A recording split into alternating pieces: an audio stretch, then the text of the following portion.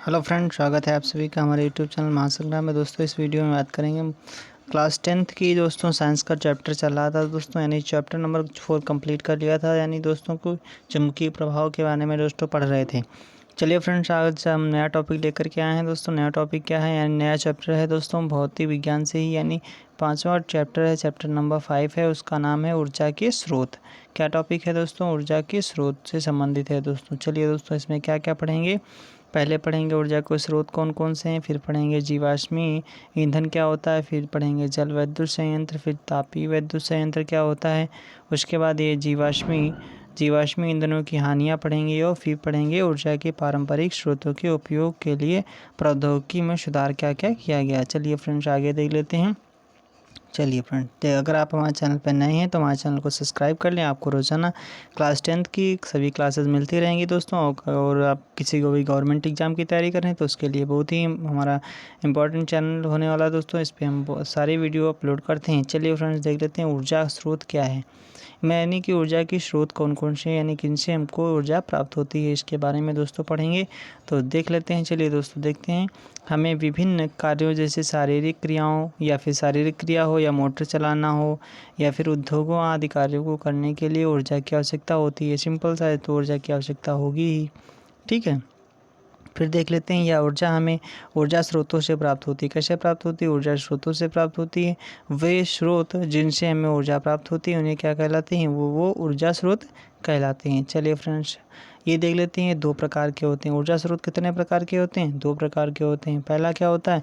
पहला होता है ऊर्जा के पारंपरिक स्रोत होता है। दूसरा क्या होता है? वैकल्पिक अथवा गैर परंपरागत स्रोत होता है। चलिए दोस्तों, अब एक एक को डिटेल से समझ लेते हैं। यानी ऊर्जा का वैकल्पिक स्रोत क्या होता है और ऊर्जा का पारंपरिक स्रोत क्या होता है। ठीक है, चलिए फ्रेंड्स, आगे देख लेते हैं। आगे क्या है? जीवाश्मी ईंधन क्या होता है। ठीक है, इसको पहले पढ़ लेते हैं। चलिए फ्रेंड, जीवाश्मी ईंधन क्या होता है? ये दोस्तों ऐसा ईंधन होता है या एक ऊर्जा का अनवीकरण है दोस्तों, अनवीनीकरण स्रोत है दोस्तों।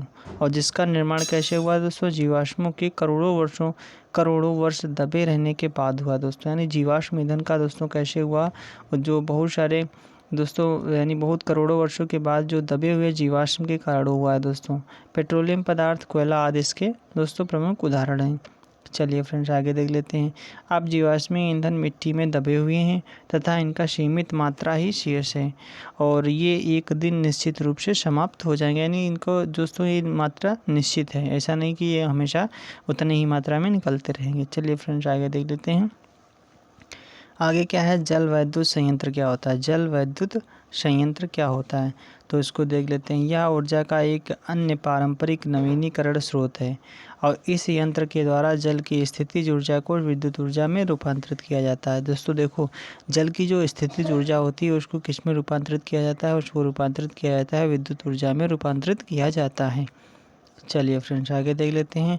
नदी के बहते हुए जल को एकत्र कर बांध द्वारा संरक्षित किया जाता है।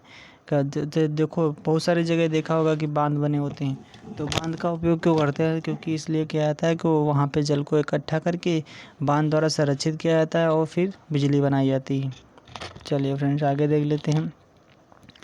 आगे इस जल को जल विद्युत संयंत्र के टरबाइन पर डाला जाता है जिससे ये तेज़ी से घूमने लगती है। टरबाइन यानी तेज़ी से घूमने लगती है और ये ब्लेड जनित्र के आर्मेचर से जुड़े होते हैं। ये जो ब्लेड होते हैं दोस्तों आर्मेचर से जुड़े होते हैं, अतः यह भी घूमने लगता है। फिर क्या होता है? हम जानते हैं कि जनित्र विद्युत ऊर्जा उत्पन्न करता है। ठीक है, यानी जनित्र विद्युत ऊर्जा उत्पन्न करता है। जल की स्थितिज ऊर्जा को विद्युत ऊर्जा में रूपांतरित करने की इस यानी करने वाले इस जल संयंत्र को जलचक्की कहते हैं दोस्तों। क्या कहते हैं? जलचक्की कहते हैं। चलिए फ्रेंड्स, आगे देख लेते हैं। आगे क्या है? हाँ, जलचक्की कहते हैं। फिर देखो, जल गिरने से या तेज घूमती हुई जनित्र द्वारा जल की स्थित ऊर्जा को विद्युत ऊर्जा में रूपांतरित कर देती है और जब भी वर्षा होती है तो ये बांध पुनः भर जाते हैं, अतः इसका उपयोग विद्युत ऊर्जा में करते हैं। सिंपल सा है। चलिए फ्रेंड्स, अब देख लेते हैं तापीय विद्युत संयंत्र क्या होते हैं। क्या पढ़ रहे हैं दोस्तों? तापीय विद्युत संयंत्र क्या होते हैं। इसमें क्या होता है? तापीय विद्युत संयंत्र में प्रतिदिन जीवाश्मी ईंधनों को जलाकर जल की भाप बनाई जाती है। कैसी बनाई जाती है? जल की भाप बनाई जाती है और फिर क्या होता है, इस क्रिया में जीवाश्मी ईंधनों की रासायनिक ऊर्जा ऊष्मा ऊर्जा में बदल जाती है। इस भाप की स्थितिज ऊर्जा को टरबाइन की सहायता से जनित विद्युत ऊर्जा में परिवर्तित कर देते हैं। चलिए फ्रेंड्स आगे देख लेते हैं, अगला क्या है, जीवाश्म ईंधनों की कहानियाँ क्या क्या होती हैं। चलिए फ्रेंड्स देख लेते हैं। इनकी मात्रा प्रकृति में बहुत कम है। जीवाश्म ईंधन जो होते हैं दोस्तों वो बहुत प्रकृति में कम मात्रा में पाए जाते हैं। यदि इनका उपयोग इसी दर से करते रहे, यानी इसी दर से करते रहें, तो ये जल्दी ही समाप्त हो जाएंगे। आगे देख लेते हैं, ज़्यादा जीवाश्मी ईंधनों के दहन से प्रदूषण भी हो रहा है, यानी प्रदूषण भी होगा जब ज़्यादा दहन करेंगे। आगे देख लेते हैं, ऊर्जा के पारंपरिक स्रोतों के उपयोग के लिए प्रौद्योगिकी में सुधार क्या करना चाहिए। चलिए फ्रेंड देख लेते हैं, जैव मात्रा या बायोमास क्या होता है। जीवों के शुष्क भार को बायोमास कहते हैं। शुष्क भार को क्या कहते हैं, बायोमास कहते हैं।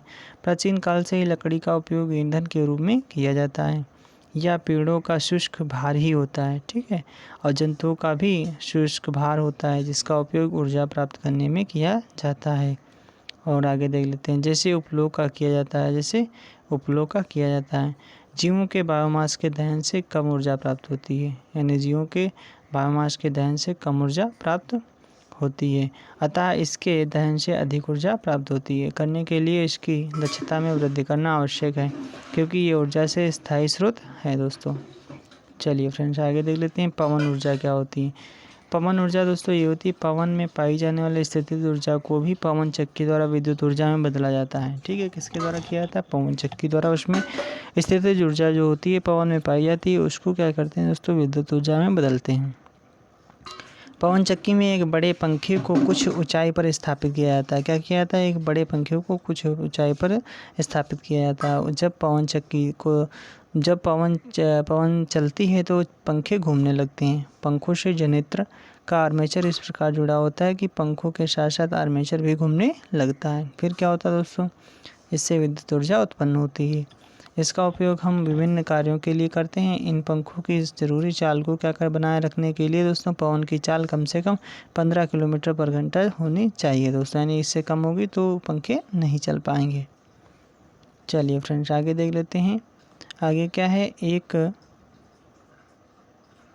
चलिए दोस्तों देख लेते हैं, एक पवन चक्की से कम विद्युत उत्पन्न होती है, अतः प्रौद्योगिकी के सुधार द्वारा सुधार किया गया।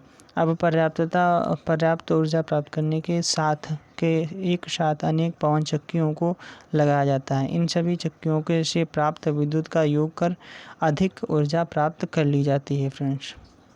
चलिए फ्रेंड्स आगे देख लेते हैं, ऊर्जा के उच्चतम स्रोत कौन कौन से, यानी जो मुख्यतः जो स्रोत हैं वो कौन कौन से हैं।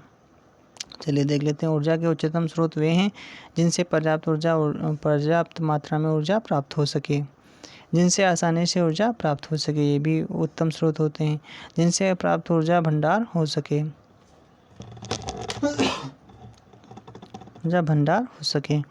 आगे दोस्तों देख लेते हैं, आगे क्या है, आगे की बात करते हैं, जिनसे ऊर्जा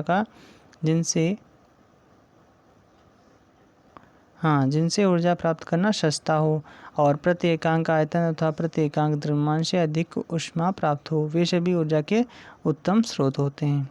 चलिए फ्रेंड्स आगे देख लेते हैं, सौर ऊर्जा क्या है, बहुत ही इंपॉर्टेंट है, इसको दोस्तों पढ़ेंगे दोस्तों, क्या है डिटेल से जानेंगे दोस्तों। सौर ऊर्जा क्या होती है, यह एक गैर परंपरागत स्रोत है, ठीक है। इसमें जनरेटर की आवश्यकता नहीं होती है। सौर ऊर्जा प्राप्त करने के लिए सौर सेल द्वारा बनाए जाते हैं, ठीक है। सौर पैनल भी बोलते हैं, जो सूर्य से प्राप्त ऊर्जा को विद्युत ऊर्जा में परिवर्तित कर देते हैं। फिर क्या करते हैं दोस्तों, सौर सेल सिलिकॉन के बने होते हैं, सिलिकॉन के बनाए जाते हैं, जो आसानी से उपलब्ध हो जाती है। एक सौर सेल से कम ऊर्जा प्राप्त होती है, अतः कई सौर सेलों को जोड़ा जाता है, ठीक है। फिर क्या होता है, इसे सौर सेल पैनल भी कहते हैं। हालांकि चांदी लगने से सौर पैनल की लागत बढ़ जाती है तथा ऊर्जा कम मात्रा में प्राप्त होती है, फिर भी इसका उपयोग किया जा रहा है, क्योंकि इसके बहुत से उपयोग हैं दोस्तों। वैज्ञानिक और प्रौद्योगिकी में भी इसका उपयोग किया जा रहा है। आगे देख लेते हैं दोस्तों, और मानव निर्मित उपग्रहों अंतरिक्ष अन्वेषण युक्तियों में भी इसका उपयोग किया जाता है। इन जगहों पर अन्य स्रोतों से प्राप्त ऊर्जा का उपयोग करना कठिन होता है, क्योंकि अन्य ऊर्जाएं इन स्थानों तक नहीं पहुंच पाती हैं। चलिए फ्रेंड्स आगे देख लेते हैं। ये देख लीजिए सोलर वाला सिस्टम बनाया गया है। ये क्या है, दर्पण है, ये सीट है और परावर्तित होते हुए प्रकाश की किरणें यहाँ पर दिखाई गई हैं, ये वाली, ठीक है। ये यहाँ पर नीचे खाना बन रहा है। चलिए फ्रेंड्स अब देख लेते हैं समुद्री ऊर्जा क्या होती है।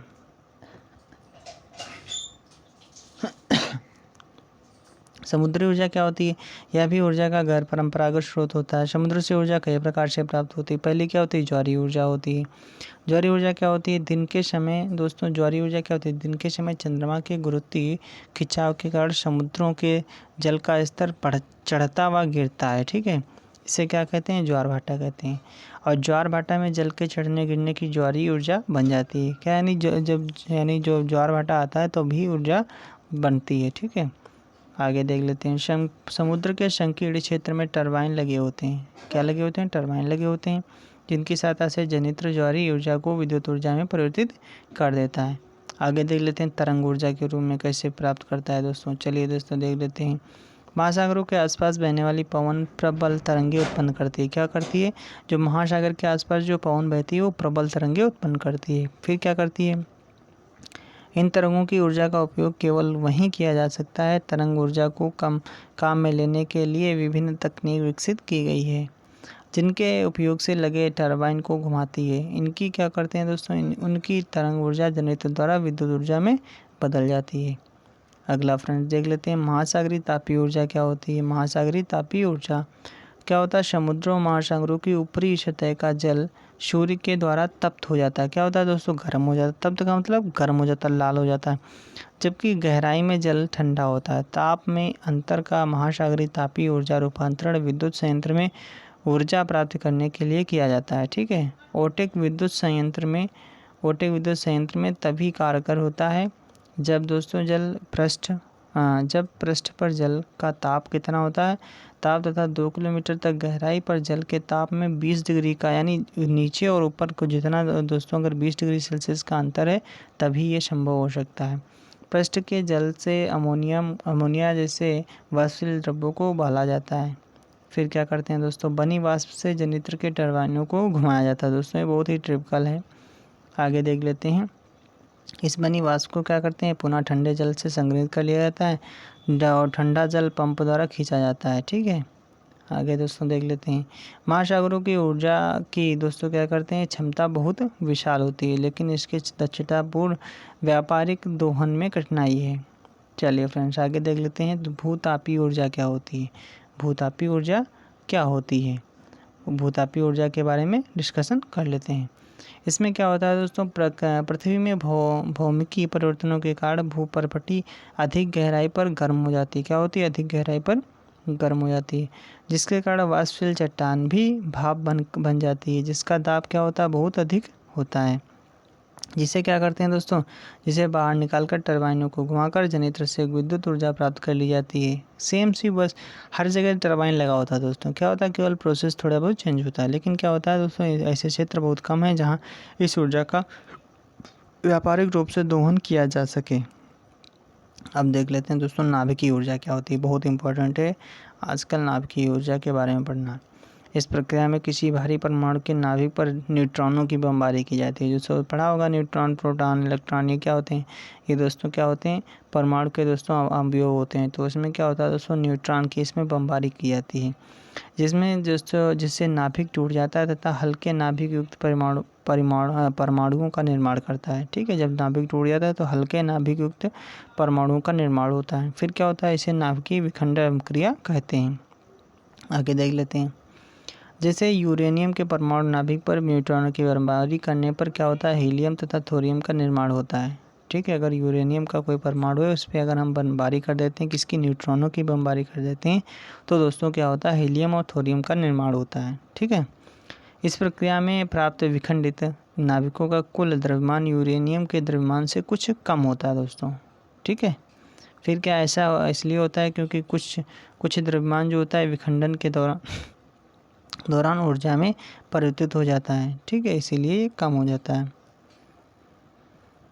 चलिए फ्रेंड्स आगे देख लेते हैं। आगे क्या है, कुछ कम हो जाता है, इन प्रक्रियाओं उत्पन्न होती है। फिर क्या होता है, विखंडन अपक्रिया में एक ही परमाणु से बहुत अधिक ऊर्जा उत्पन्न होती है। इन अपक्रियाओं से अत्यधिक हानिकारक प्रभाव भी है, बहुत हानिकारक।